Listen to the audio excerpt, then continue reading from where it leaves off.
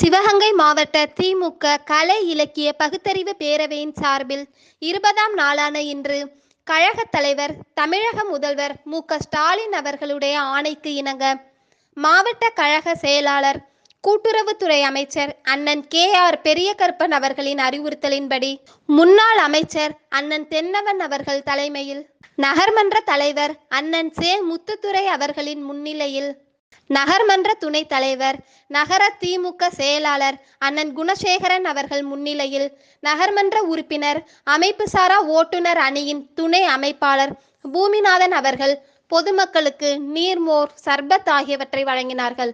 உடன் நகர திமுக அவைத் தலைவர் சன் சுப்பையா, ஆர்.கே.பி. முனீஸ்வரன், நகர துணை செயலாளர் லட்சுமி ராஜகணேஷ், மாவட்ட பிரதிநிதி போஸ் குணசேகரன், நகர்மன்ற உறுப்பினர்கள் தெய்வானை இளமாறன், கலா காசிநாதன், முகமது சித்திக், திவ்யா சக்தி, வட்ட கழக செயலாளர் விஜயகுமார், பாண்டி, ரமேஷ், செல்வம், ஏ. சொக்கலிங்கம், பாலாஜி, சக்திவேல், கர்ணன், முருகேசன், நகர்மன்ற உறுப்பினர் மலர்விழி, பழனியப்பன், கழகத்தின் செயல் வீரர் ஜெயராமன் ஆகியோர் கலந்து கொண்டனர்.